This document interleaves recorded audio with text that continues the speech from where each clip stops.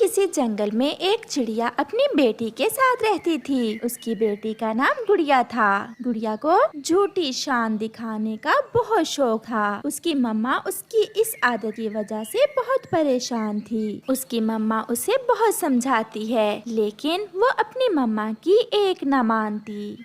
गुड़िया बेटी देखो, मैं तुम्हारे लिए नया बैग और किताबें लाई हूँ और ये बैग ज्यादा महंगा नहीं है। गुड़िया बैग देखकर बहुत खुश होती है और फिर अपना बैग लेकर स्कूल चली जाती है। स्कूल जाते ही गुड़िया अपने दोस्तों का इंतजार करती है कि वो कब उसके बैग के बारे में पूछे और कब वो बोले। फिर थोड़ी देर बाद उसकी सहेली सुंदरी कवि आती है। वाह गुड़िया, तुम्हारा बैग तो बहुत प्यारा है, कहाँ से लिया है? ये बैग मेरे मामू दूसरे जंगल से लाए हैं। इस तरह के बैग वहाँ बहुत अमीर पक्षी इस्तेमाल करते हैं। तुम जानती हो मेरे मामू बहुत अमीर हैं। ऐसे गुड़िया अपने बैग की बढ़ चढ़ कर तारीफें करती है। फिर कुछ दिनों बाद गुड़िया की मौसी आती है। वो गुड़िया के लिए एक माला लेकर आती है।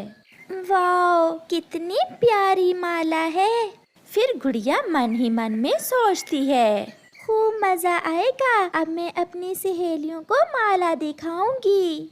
गुड़िया बेटी ये लो, ये पेन तुम रख लो। मैं तुम्हारी दादी की अलमारी साफ कर रही थी, उसमें से निकला है। ये पेन तुम्हारे दादाजी का होगा, इसे संभाल कर रखना। अगले दिन गुड़िया फिर से स्कूल जाती है। उसके दोस्त भी आ जाते हैं। गुड़िया ये पेन कहाँ से लिया? ये तो काफी पुराना लग रहा है।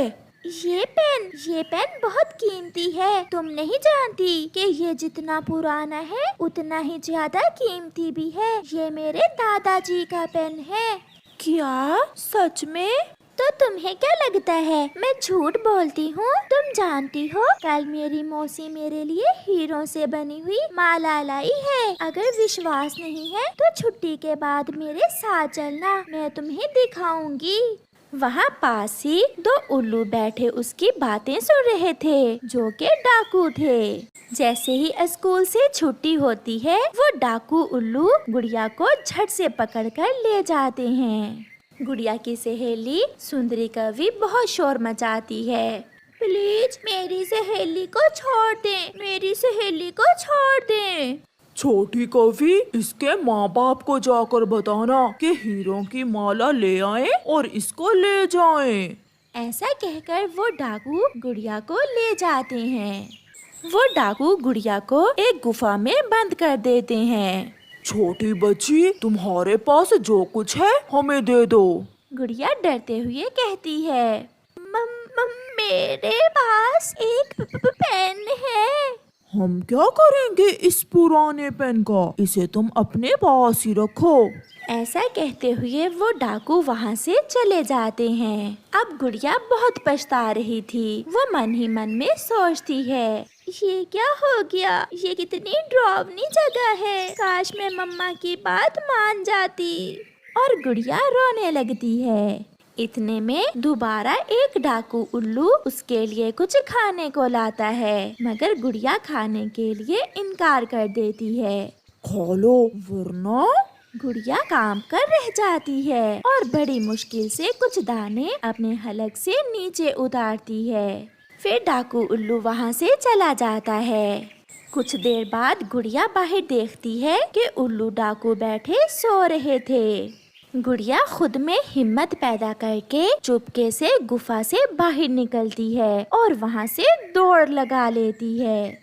वो रास्ते में कई बार पेड़ों से टकराती है, मगर जैसे तैसे वो घर पहुँच जाती है। सुंदरी कवि ने भी गुड़िया की मम्मा को सब बता दिया था। गुड़िया की मम्मा बैठी भी रो रही थी। अपनी बेटी को देखकर वो बहुत खुश होती है। गुड़िया बेटी तुम आ गई। देखा, मैंने तुम्हें कितनी बार समझाया था कि ऐसे अपनी झूठी तारीफें नहीं करते। गुड़िया भी रोने लगती है और अपनी हरकत पर बहुत शर्मिंदा होती है।